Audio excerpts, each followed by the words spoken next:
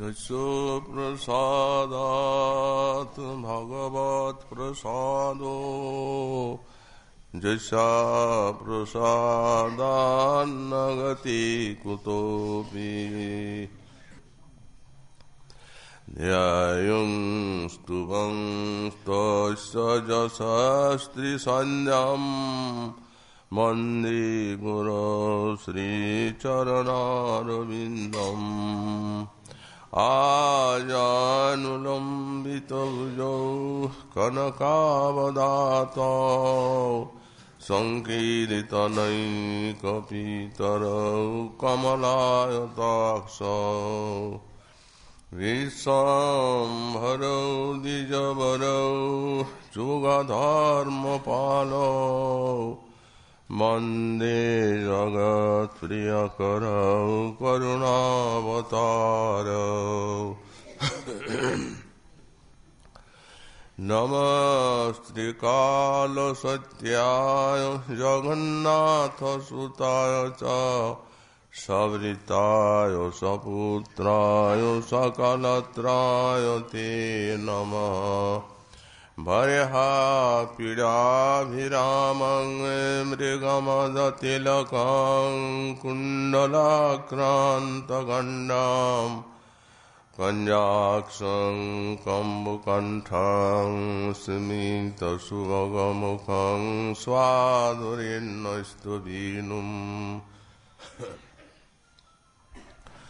श्यामं शान्तं त्रिभङ्गं रविकरवसनं भूषितं वैजयन्त्या वन्दे वृन्दावनस्थं युवतिशतवृतं ब्रह्मगोपालवेशम् तप्तकाञ्चन गौराङ्गी राधे वृन्दावनेश्वरी वृषभानुसुते देवी तं नमामि हरिप्रिये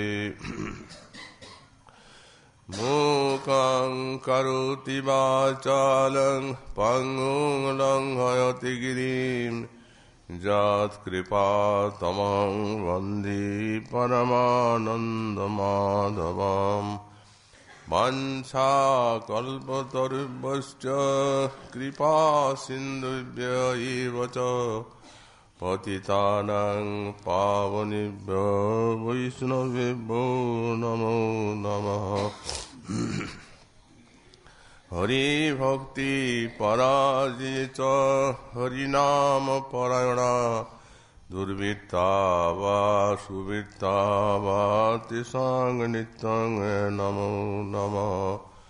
नमः धर्माय महते नमो कृष्णाय वेधुषे ब्राह्मणे नमस्कृत्य धर्मान् मोक्षे सनातनान् नारायणं नमस्कृत्य नरं चैव नरोत्तमम् देवीं सरस्वतीं व्यासं ततो जयो मुदीरयेत्। जय रूप सनातन भट्ट रघुनाथ श्रीदेव गोपाल भट्ट दास रघुनाथ ईशाय गुसाई करे चरण वंदन जहाँ हुई थी विघ्ननाश अभीष्ट पुरन दुर्गमी पुतिमेन्दश्चास्कलत्पादगतिर्मुहुः सकृपा जुष्टिदानेन सन्त सन्तो भलं वनम्।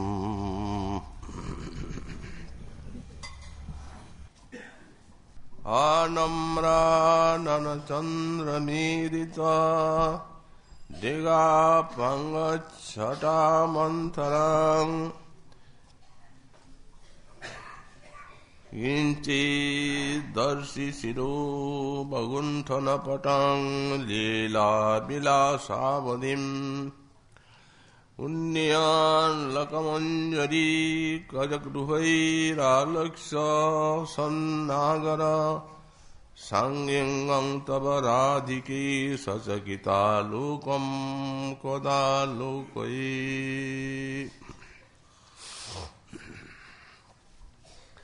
कलिजुग पावनावतार श्री श्री गौरांग महाप्रभु परमान्तरंग पार्षद परम पूज्यपाद श्री शिल प्रबोधानंद सरस्वती चरण तार श्री श्री राधारस सुधानिधि ग्रंथे 124 সংখ্যক শ্লোকে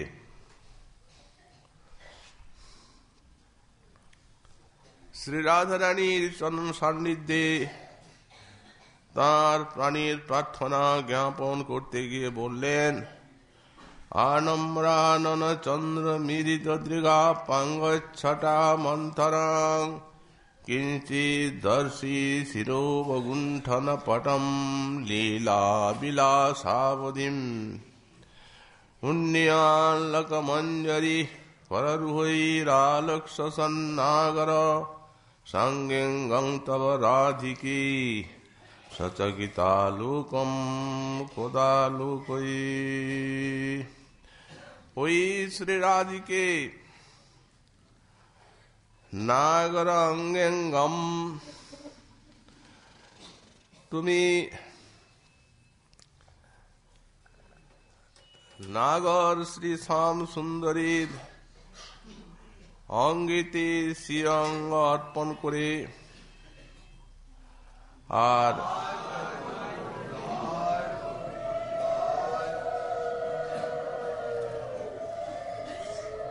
এইরূপ ভাবে শোভা পাবে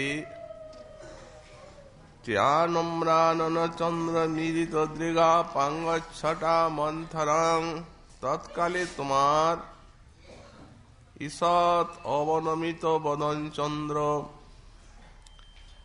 এবং মন্থর অপাঙ্গচ্ছটা অর্থাৎ দৃষ্টি মাধুরী কিঞ্চিৎ দর্শি স্বরূপগুণ্ঠন পটম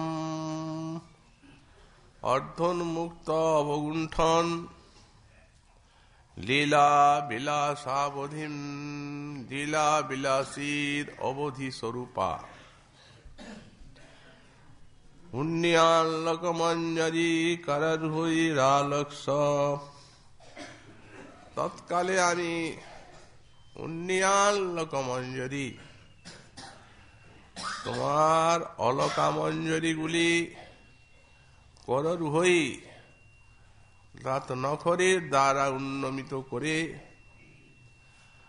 আর কদালোকয়ে এইরূপ তোমাকে কবে অবলোকন করার সৌভাগ্য লাভ করব। গোসাইপাদ পূর্ব শ্লোকে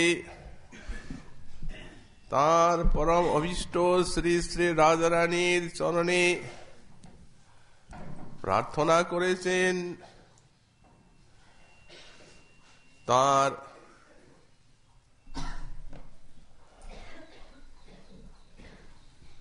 ওই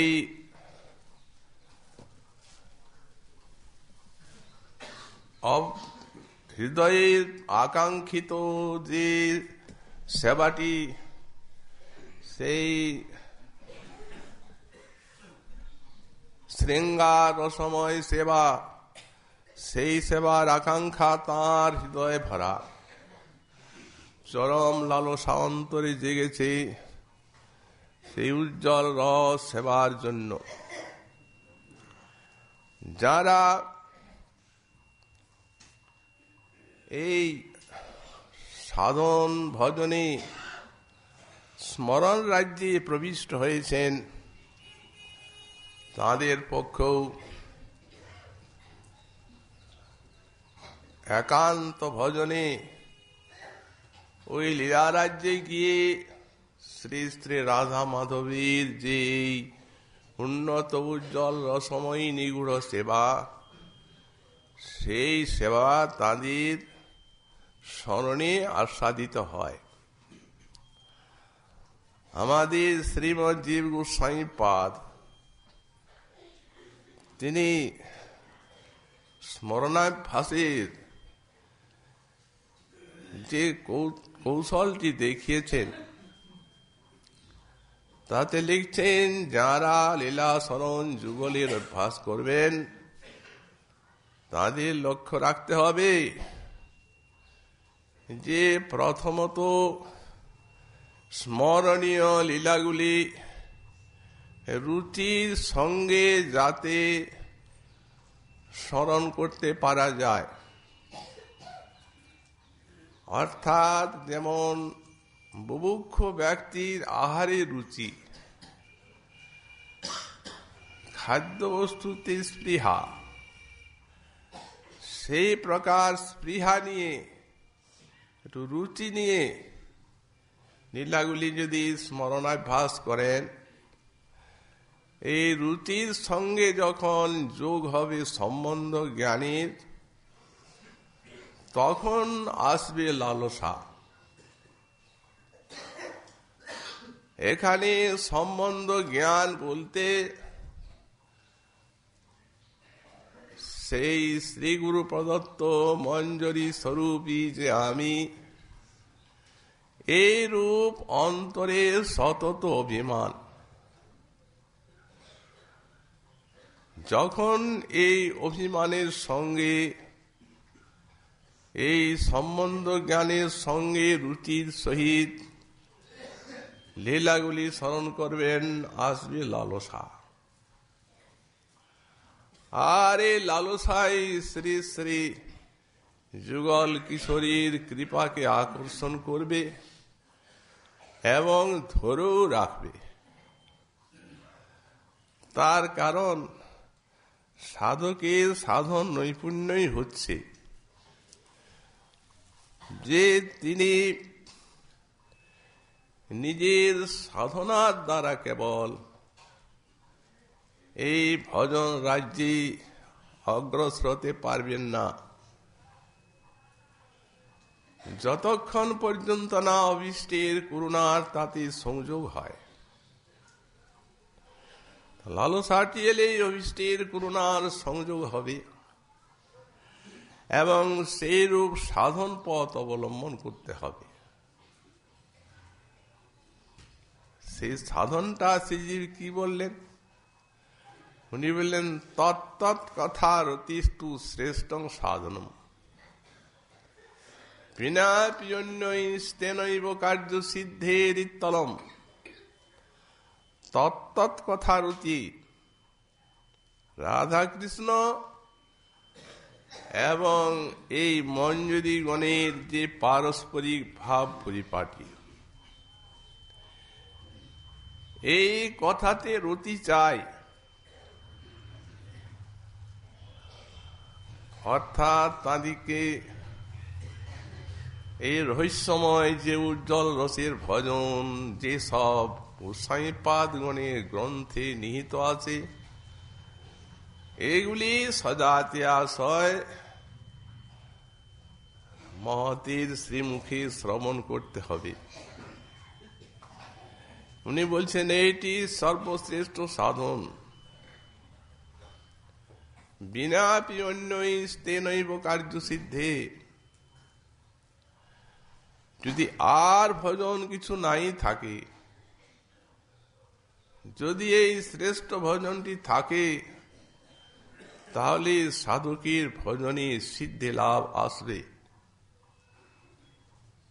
এমনকি শ্রীজীব এই কথাও বলেছেন যে স্বরূপাভিমানে স্থিত হতে পারলে তাতেই সিদ্ধি এসে যাবে। অস্তু তাবৎ ভজন প্রয়াস। যদি সাধক স্বরূপাভিমানে স্থিত হয়ে আর এই শ্রবণ কীর্তন স্মরণাঙ্গের অভ্যাস করতে পারেন, তবে তো কোথায় নেই। কিন্তু এই স্বরূপাভিমানটি এমন একটা সরস এবং মধুর ভাব সাধকের অন্তরে নিয়ে আসবে যে অভিমানে না বিসিদ্ধির ভবতি। এই অভিমানে সিদ্ধি এসে উদিত হবে। শ্রীমৎ সনাতন গোসাই পাদ লিখলেন তৎ একই কথা। তদ্ধি তত্তৎ ব্রজ ক্রীড়া ধ্যান গান প্রধানয়া ভক্ত্যা সম্পদ্যতি পৃষ্ঠ নাম সংকীর্তনুর্জলম। তাহলে কি সাধককে ঠাকুরের অর্চনা বা অন্যান্য ভজনাঙ্গগুলি করতে হবে না? উনি বললেন না, হবে, কিন্তু প্রধান রূপে থাকবে তদ্ধি তত্তৎ ব্রজ ক্রীড়া ধ্যান জ্ঞান প্রধানয়া। ব্রজ ক্রীড়া ধ্যান মানে স্মরণ, ব্রজলীলা, এবং গান মানে শ্রবণ কীর্তন, এগুলি প্রধান রূপে থাকবে। এর প্রাধান্য নিয়ে অন্যান্য যে তাঁর নিয়মিত ভজন আছে, ধ্যান ধারণা, পূজা, সেবা, দণ্ডবত, স্তুতিপাঠ, পরিক্রমা, এই সবগুলি অনুষ্ঠিত হবে। তাহলে বক্তা সম্পদ্যতে পৃষ্ঠ নাম সংকীর্তনুজ্জ্বলম, আর তার যে প্রিয় নাম, এই প্রিয় নাম সংকীর্তনের দ্বারা তার এই সকল ভজনাঙ্গগুলি সব উজ্জ্বল হয়ে উঠবে। এখানে উজ্জ্বল হওয়ার অর্থই হচ্ছে যে শ্রবণ কীর্তনের দ্বারা এবং সর্বোপরি এই নাম সংকীর্তনের দ্বারা সাধকের চিত্তটি যে পরিমাণে মার্জিত হতে থাকবে, সেই পরিমাণে সাধক সিদ্ধির দিকে অগ্রসর হতে পারবে। এই সব গোস্বামীগণের প্রদর্শিত আদর্শ সব ভজন উপদেশ এবং সাধন নৈপুণ্যের শিক্ষা। যাই হোক, গোস্বামীপাদ খুব হাহাকার করছিলেন, লীলা রাজ্যে নিয়ে চলো, উজ্জ্বল সময়ে সেবা দান করো। রাধারানীর কৃপায় একটা উজ্জ্বল রসিদ চরম লীলা স্ফূর্তি লাভ করলেন। রাধা মাধবী শৃঙ্গার রসিদ চরমাবস্থা। সেটি কি? সেটি হচ্ছে লীলা বিলাসাবধিম, লীলা বিলাসের অবধি। রাধা মাধবের লীলা বিলাসের অবধি, যেখানে পরাকাষ্ঠা, অতিশয় গূঢ় কথা। এই যে বিলাস, এই শব্দটি শ্রবণ মাত্রে সাধারণ আমাদের মতো ব্যক্তি, অনাদিকালের থেকে যাদের মায়ার সংস্কার হৃদয়ে জমাট বেঁধে আছে, তাদের সাধারণ নায়ক নায়িকার একটা ঘৃণ্য কাম পীড়ার কথা মনে হবে।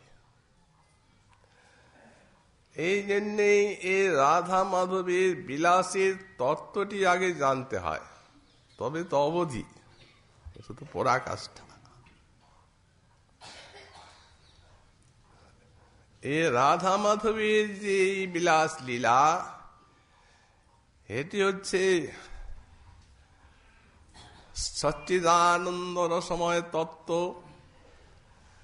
এবং প্রেম ঘন বিগ্রহা সেই মহাভাব রূপিণী শ্রী শ্রী রাধারানী, তাদের অতি উচ্চকোটির চিদবিলাস। এতে নিষ্কাম প্রেমের পরাকাষ্ঠা, সেই পরাকাষ্ঠাতে সর্বোচ্চ কোটির কৃষ্ণ সেবা আর ভক্তের মহা সুদুর্লভ এই প্রেম বিলাস তত্ত্ব ছাড়া আর কিচ্ছু নেই। মহাজন বলছেন, কৃষ্ণের যত বাসনা মনে উঠছে, দুটি কারণে উঠছে।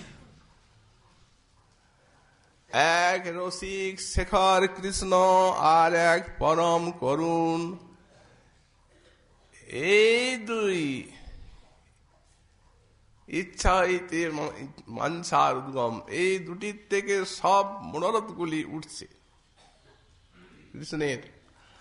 কারণ তিনি স্বয়ং ভগবান, তিনি আত্মারাম আপ্তকাম শিরোমণি। সুতরাং তার মধ্যে কোনো প্রকার বাসনাই উঠতে পারে না অন্য কোনো কারণের দ্বারা। একটি কারণ আছে এই যে তিনি হচ্ছেন রসিক ও শেখর, রস আস্বাদক এবং রসময় কলেবর, রসস্বরূপ আনন্দস্বরূপ, আবার সেই প্রেম রসের আস্বাদকও। তো অন্যান্য যত ভগবৎ স্বরূপ আছেন সব রসিক। এই রসিকত্ব ধর্মটি একমাত্র ভগবানের স্বতঃসিদ্ধ। তিনি রসস্বরূপ হয়ে রস আস্বাদন করতে জানেন, আর কেউ জানে না। প্রীতিরস আস্বাদন করতে যারা জানেন তারা তার করুণা প্রাপ্ত হয়েই এই চিন্ময় রসবস্তু যথাসম্ভব আস্বাদন করেন যোগ্যতা অনুসারে। এই জন্য এই যে অসাধারণ ধর্ম ভগবানের যে রসিকত্ব, এই জন্য সব ভগবৎ স্বরূপেই রসিক। কিন্তু আমাদের ব্রজেন্দ্র নন্দন ইনি হচ্ছেন রসিক ও শেখর। এই জন্যই যে এই ব্রজবাসীগণের নির্মল যে ঐশ্বর্য জ্ঞান গন্ধ শূন্য প্রেম রস, এই রস তিনি আস্বাদন করেন, তাই রসিক ও শেখর। এবং তিনি হচ্ছেন পরম করুণ। আমাদের শ্রীমৎ জীব গোস্বামীপাদ বললেন, কেউ কেউ বলেন যে রসিক ও শেখর বলেই পরম করুণ, কারণ তার করুণা ব্যতিরেকে তো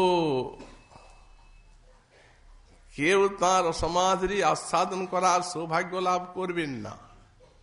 তাহলে তিনি তার প্রেম মাধুরী কি করে আস্বাদন করেন?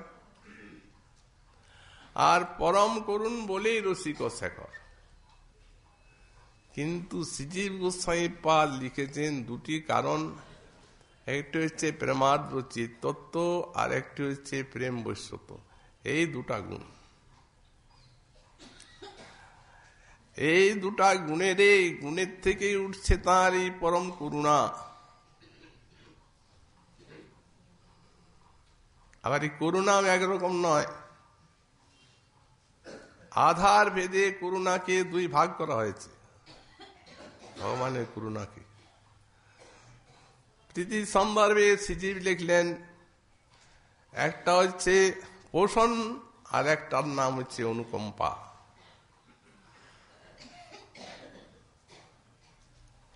পোষণটা কি বলা হয়েছে আধার ভেদে। এই পোষণের ব্যাখ্যা করছেন স্বরূপ এবং স্বগুণ দ্বারা আনন্দনম পোষণম। নিজের রূপ আর নিজের গুণের দ্বারা আনন্দ দান, এইটিকে বলা হচ্ছে পোষণ। এই পোষণটি কোন আধারে বললেন? এটি একমাত্র শান্ত ভক্তদের জন্য।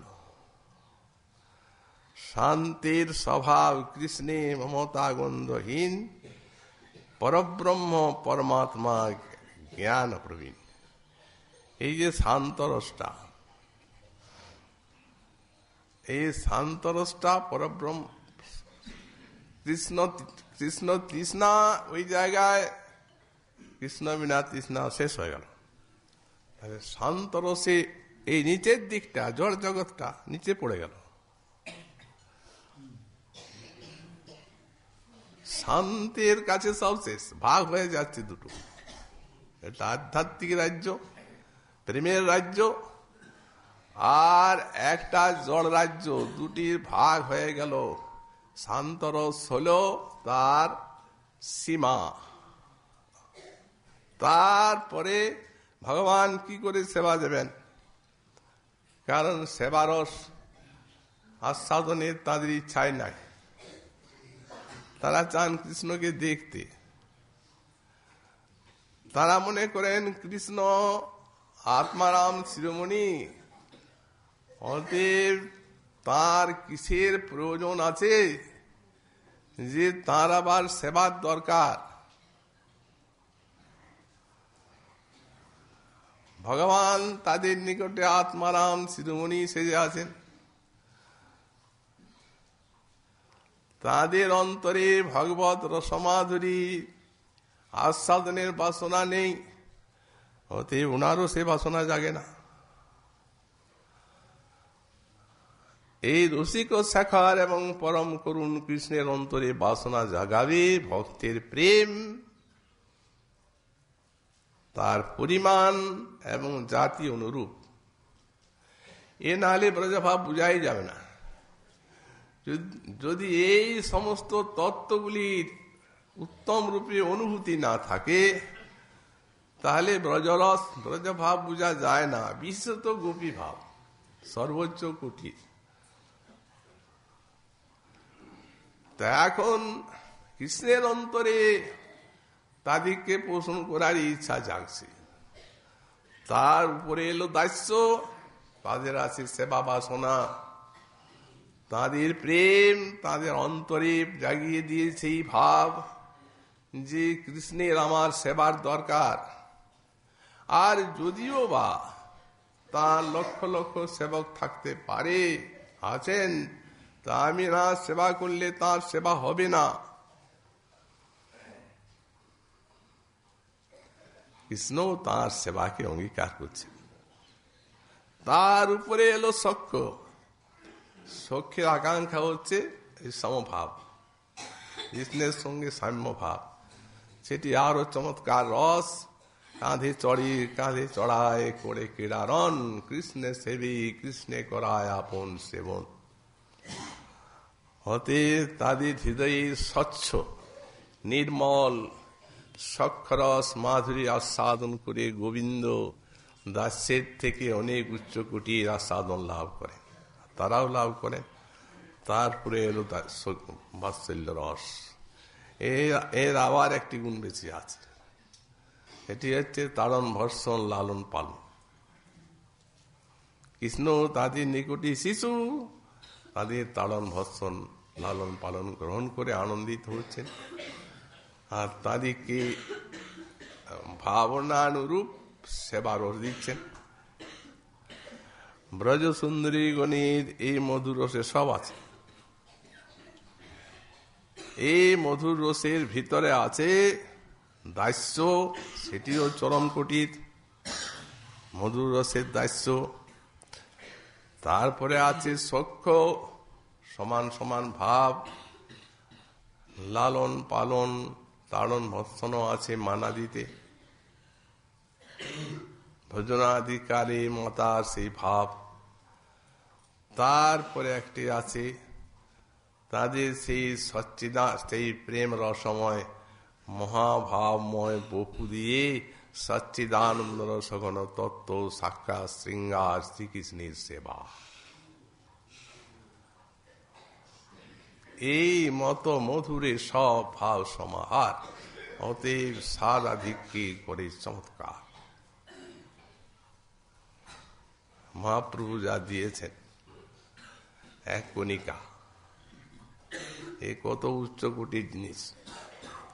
যেমনি তত্ত্বময়, তেমনি রসময়, তেমনি মধুময়, তেমনি আনন্দীর সর্বাধিক সাম্রাজ্য এতে প্রতিষ্ঠিত আছে এই স্থানে। মহাপ্রভু রামানন্দ রায়কে সাধ্য সাধন তত্ত্ব জিজ্ঞাসা করলেন। রামানন্দ রায় তো রাধা প্রেমকে সাধ্য শিরোমণি বলে স্থাপন করলেন। যদিও জীব রাধা হতে পারে না, অতএব রাধা প্রেমকে সাধ্য শিরোমণি বলার কোনো প্রসঙ্গ সঙ্গতি নাই। তথাপি রাধারানীর করুণায় এই রাধা প্রেম মাধুরী আস্বাদনের তাঁর চরণাশ্রিত সখী মঞ্জুরি গণের কোনো অসুবিধা নাই। কৃপাতে সবই সম্ভবপর হতে পারে। তিনি অপার করুণার পারাবার। মহাজন বলেন, করুণায় ভগবানের অন্তর গলে, কিন্তু করুণায় রাধার দেহ গলে। তাই সেই করুণা ভরেই তিনি তাঁর চরণাশ্রিত জনকে এতখানি সৌভাগ্য দান করেন, নিজের আস্বাদনের থেকে বেশি আস্বাদন দান করেন। অতএব রাধাবৃন্দকে সাধ্য বলা একই সঙ্গতি, ঠিকই বলা হয়েছে। মহাপ্রভু বললেন, রামানন্দ তোমার কি কৃপা, সাধ্য তত্ত্ব আমার জানা হয়েই গেল। এক্ষণে সাধনের কথা জিজ্ঞাসা করলে উনি সখী মঞ্জুরি গণের কথা বললেন। তারপরে যখন সখী মঞ্জুরি গণের কথা বললেন, রাধা প্রেমকে সাধ্য তত্ত্ব বলা হলো, তখন বিলাসের কথা এসে গেল। সেই চিদ বিলাসের কথা এলো। তো জিজ্ঞাসা করছেন, বলছেন সেইটি জিজ্ঞাসার আগে কৃষ্ণের স্বরূপ কহ রাধার স্বরূপ, আর প্রেম কোন তত্ত্বরস কোন তত্ত্বরূপ, কৃপা করি এই তত্ত্ব কহ তো আমারি। তোমা বই ইহা কেহ নিরূপিত নারী। তখন উনি কৃষ্ণের স্বরূপ বললেন, অখিল সামৃত মূর্তিত্ব, শৃঙ্গার স্বরাজ ঘনত্ব, স্বয়ং ভগবত্ব, সচ্চিদানন্দময়ত্ব, এই সব কৃষ্ণের গুণ বললেন। রাধারানীর গুণ বললেন মহাভাব রূপত্ব, অখণ্ড মহাভাব স্বরূপিণী, সমস্ত মহাভাবতী গোপীগণের শিরোমণি। এমনকি উনার অঙ্গে যে অলঙ্কারগুলি পড়েছে সব প্রেমের, যেন সমুদ্রে যা পড়ে অমৃতে সিন্ধুতে সব অমৃতময় হয়ে যায়। তাই এই রাধা তত্ত্ব, এই কৃষ্ণ তত্ত্ব। প্রভু কহি জানিল এই রাধা কৃষ্ণ প্রেম তত্ত্ব, শুনিতে চাহিয়ে দোহার বিলাস মহত্ব। এখন এই যে বিলাসটি, চিৎবিলাস, গোপিকা গুণের সেই মহাভাব, এই বিশ্বের কথা ভুলে যেতে হবে। সেখানে প্রেমের পরমকাষ্ঠা মহাভাব, সেই প্রেমের পরমকাষ্ঠার ওই অখণ্ড রসরাজ চিৎ ঘন মূর্তি, তার সঙ্গে যে উচ্চ কোটির মহাতত্ত্বময় প্রেমের লীলা, সেই প্রেমের লীলাটি এই বিলাস।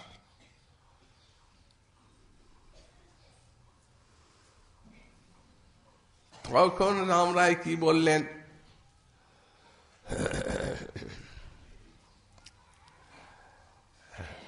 কৃষ্ণ হন ধীর ললিত, নিরন্তর কাম ক্রীড়া তাহার চরিত। ওই কাম ক্রীড়া মানে এই সচ্চিদানন্দ ঘন তত্ত্ব এবং মহাভাবীর সেই মহাতত্ত্বময় প্রেম লীলা মিলন মাধুরী।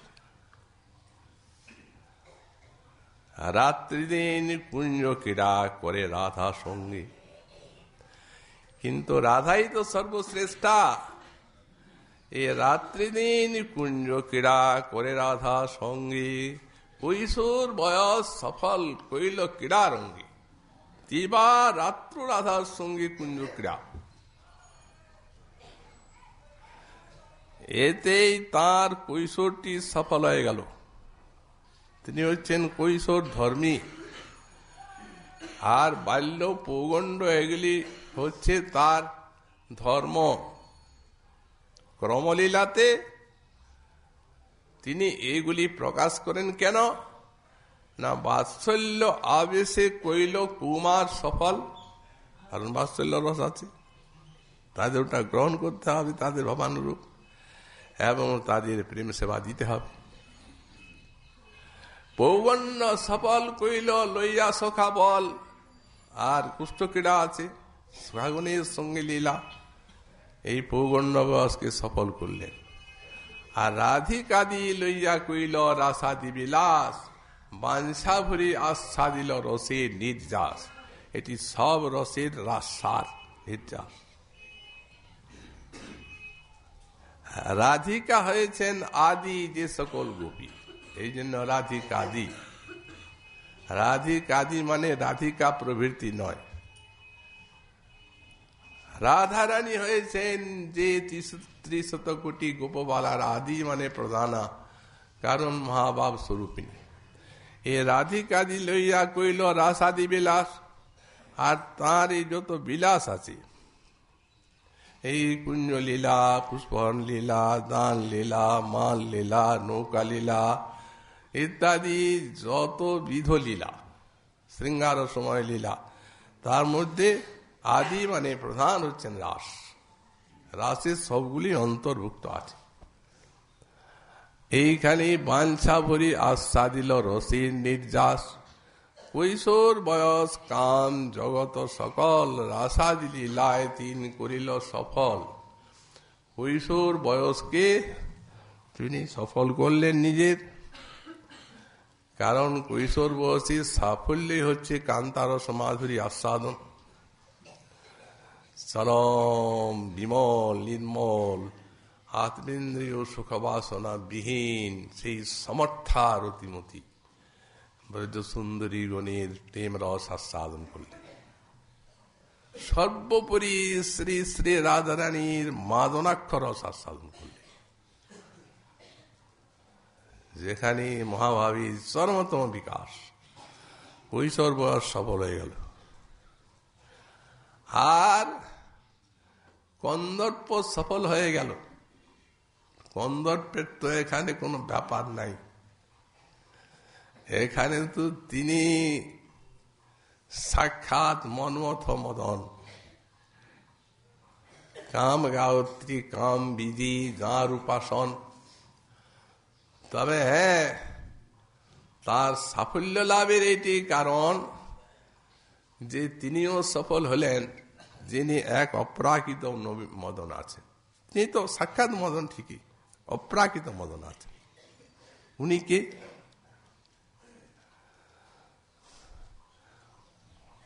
উনি এই লীলাতে একটা আবেশ আনয়ন করেন রাধা মাধব, সেটা তার সেবা।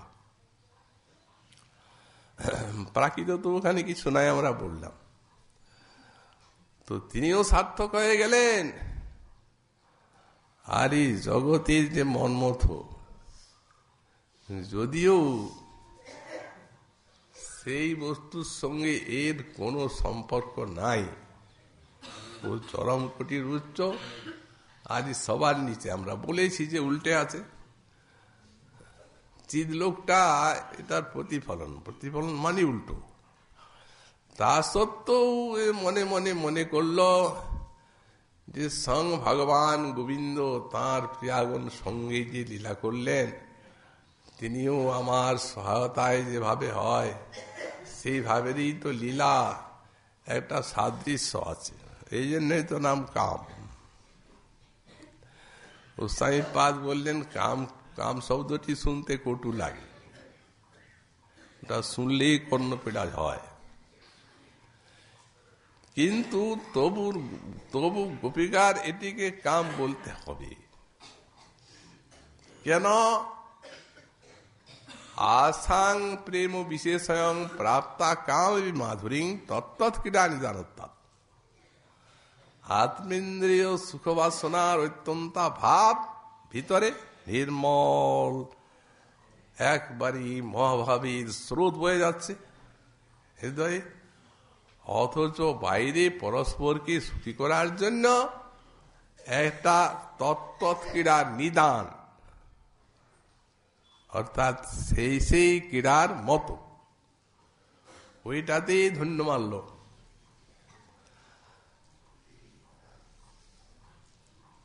মহাপ্রভু বললেন, রায় বাহ, জানলাম।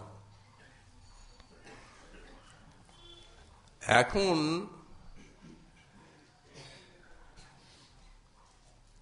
এই রাধা কৃষ্ণ তত্ত্ব জানা হইল। প্রভু কহে জানিল এই রাধা কৃষ্ণ তত্ত্ব, শুনিতে চাইয়ে দোহার বিলাস মহত্ব। এখন রাধা কৃষ্ণের বিলাস মহত্ব।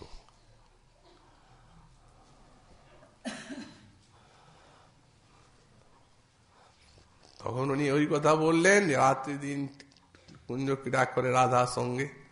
তা রাত্রি দিন কুঞ্জ ক্রীড়া রাধার সঙ্গেই যদি করেন, তাহলে আর অন্যান্য গোপ গোপী তাদের সঙ্গে কখন ক্রীড়া করেন? সবার সঙ্গেই করেন। কিন্তু শ্রী শ্রী রাধারানী অন্তরের থেকে কোনো সময় বিস্তৃত হয়ে যান না, অখণ্ড ভাবে বিরাজ করেন রাধা অন্তরে গোবিন্দের।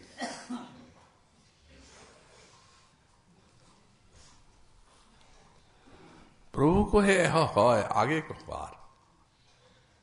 তখন রামানন্দ রায় বিপদে পড়ে গেল। তিনি সর্বগ অনন্ত বিভু, সর্বাশ্রয়, সর্বজনী, সর্বশক্তিমান, সেই স্বয়ং ভগবান, তাকে যোগীন্দ্র মুনীন্দ্রগণ যুগ যুগ ধ্যান ধারণা আরাধনা করে যাকে হৃদয়ে আনতে পারেন না, তাকে অনবরত বশীভূত করে রেখেছে যে রাধারানীর এই বিলাস। তো এখন আবার তার আগে কি আছে? রায় কহে ইহার আগে পুছে হেন জনে, এতদিন নাহি জানি আসই ভুবনে। এর আগেও যে জিজ্ঞাসা, সেটা এই তোমার কাছে, আর কেউ একদিন আছে তা জানি না। তবে হ্যাঁ, তুমি যখন জিজ্ঞাসা করছো তখন আমি বলবো। তো সে বিষয়ে একটা আমি গীত রচনা করেছি। জানি না যে সেই গীত শুনে তোমার আনন্দ তুমি পাবে। যদি ঠিক লক্ষ্যে পৌঁছাতে পেরেছি তবে তো আনন্দ পাবেই, আর যদি লক্ষ্যে পৌঁছাতে না পারি তাহলে আনন্দ পাবে না।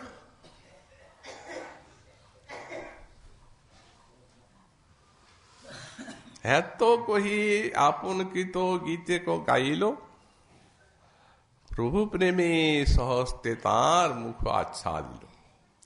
এই প্রেম বিলাস মূর্তির গান। পহিলে হি রাগ নয়ন ভঙ্গা ভেল, অনুদিন বাঢ় হল অবধি না গেল। না সরমন না হাম রমণী, দুহু মন মনোভব পেশ হল জানি। এই দুটি লাইন পঙ্ক্তিতে আছে প্রেম বিলাস বিবর্ত। বিবর্ত শব্দটির অর্থ হচ্ছে পরিপাক, শ্রীজীবের ব্যাখ্যা। আর শ্রী বিশ্বনাথ চক্রবর্তী পাদ লিখেছেন বিপরীত।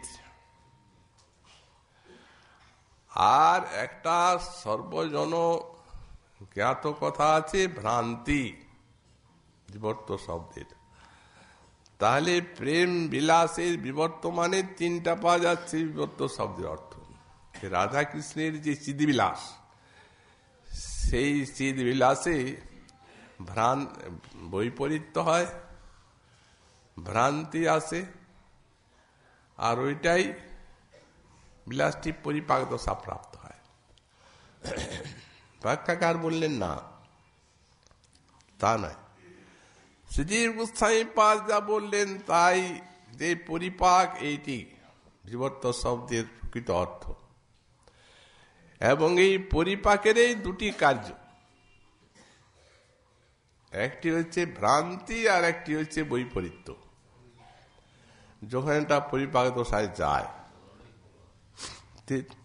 33 পুরনে শ্রীজীব গোস্বামী পাদ লিখেছেন,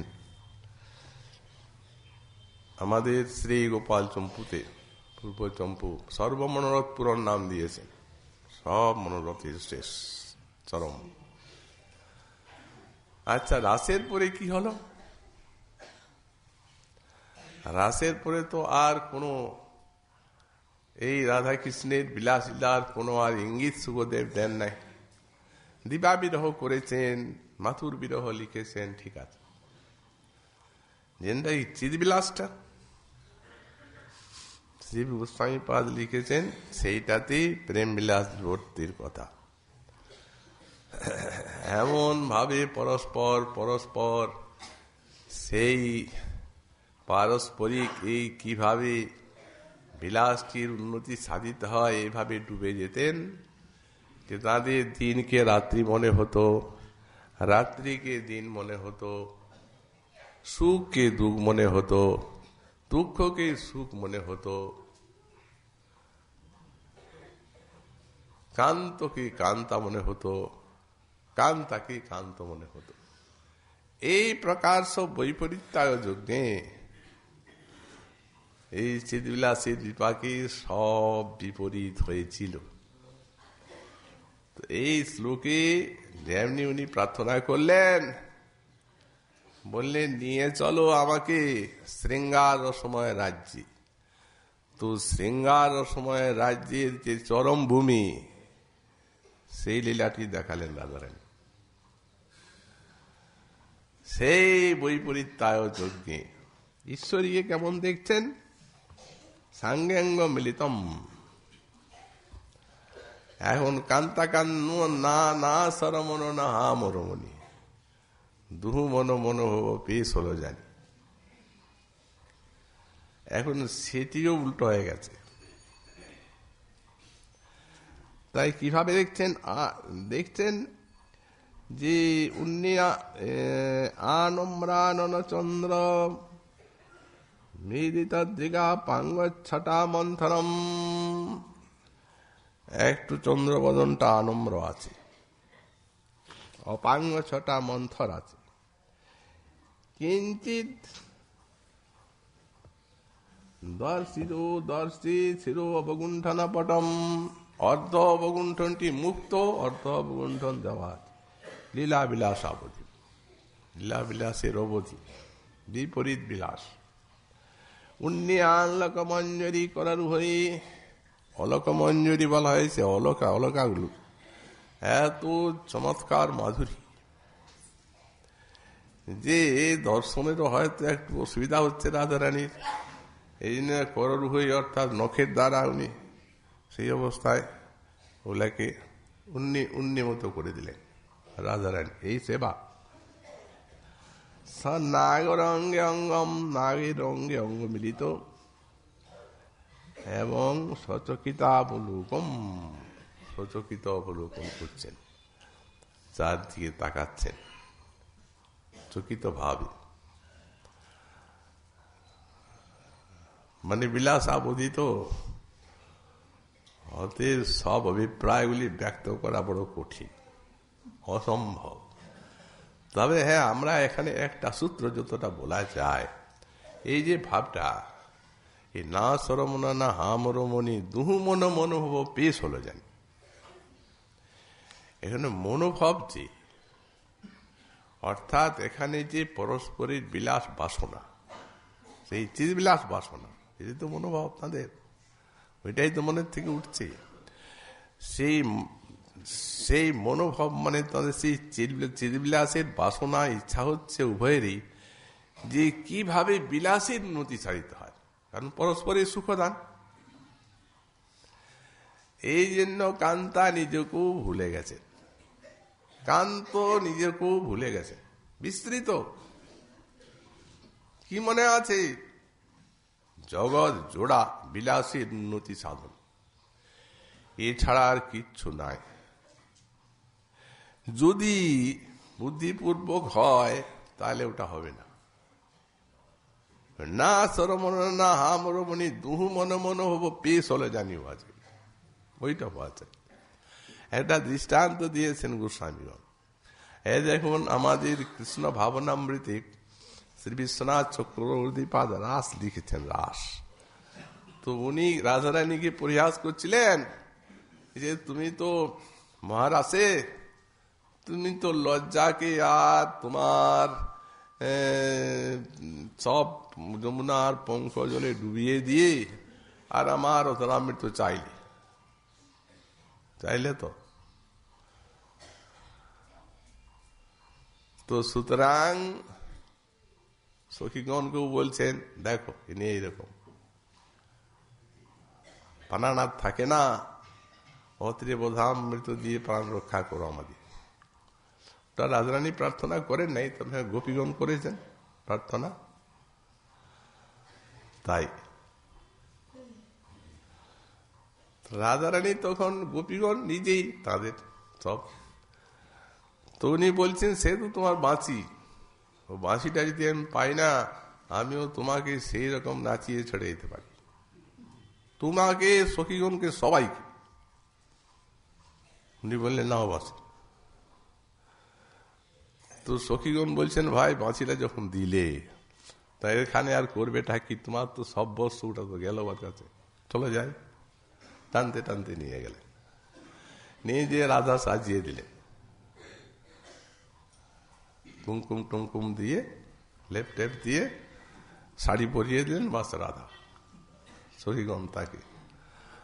আর ইনার কাছে যারা আছেন সখী, ইনি বাঁশি বাজাতে চাচ্ছেন কিন্তু বাজছে না, বাজবে না। যেদিন এই দিন বাঁশি শিক্ষা করতে চেয়েছিলেন সেদিন গোবিন্দ বললেন এই সোনার বরণে বাঁশি কবু বাজে নাই, সোনার বরণ রায় হো দেখি কালো, আর পিত ধরা আমার পর হো কাঁচুলি টানি ফেলো। রাজরানী হাসছেন, বলছে সোনার বরণ আমি কালো হইতে পারি, কস্তুরি মেখে নেব, হয়ে গেল কালো, কিন্তু তোমার মতন লীলাজ হইতে নির্লজ্জ হতে পারবো না, ওই স্বভাবটা আনতে পারবো না। নির্লজ্জ না হলে চলবে কিনা দেখো, চলে কি না চলে। মাসিদের যেমনি ফুৎকার দিয়েছেন তেমনি সব এসে গেছেন। গোবিন্দ আগে, সব সখীগণও আছেন, উনি চার দিয়ে নয়ন ঘুরাচ্ছেন। বংশীধারী রাধা স্বাগতং বৌ মহাভাগা প্রিয়ং ক্রিং করবাণিব ব্রজস্থানাময়ং ক্বচিৎ ভূতাগমন কারণম। কেন এলে? রজন্যেশা ঘোর রূপা ঘোর সত্য নিষেবিতা প্রতিজাত ব্রজম নেহস্থেয়ম স্ত্রী সুমধ্যমা। এখানে থাকা ঠিক নয়, রাত্রিকাল ঘোর রজনী, যাও যাও ফিরে যাও, প্রতি সেবা করবে, যাও যাও। তখন গোবিন্দ হাত জোড় করেছেন, মুখ শুকে গেছে। মৈবং বিভোর হতি ভবান গুদিতু নিঃসংসং সন্তর্য সর্ব বিষয়াং স্তব পাদ মূলম। সবগুলি বলে যাচ্ছেন, যেতে যেতে যেতে যেতে সেই অধরামৃত দানের কথা। সিঞ্চাঙ্গনস্তধরামৃত পুরো কেন, রাজরানী মনে করেছেন লাভ এখন সিঞ্চাঙ্গনস্তধরামৃত কেন, আমাকে হাসছিলে বেড়ে খুব বেশি তো, এখন কি বলছো?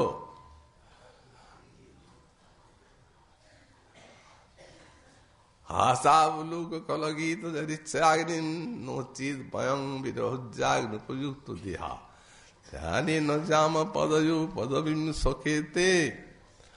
তো এখন এটা চললো কত দূর,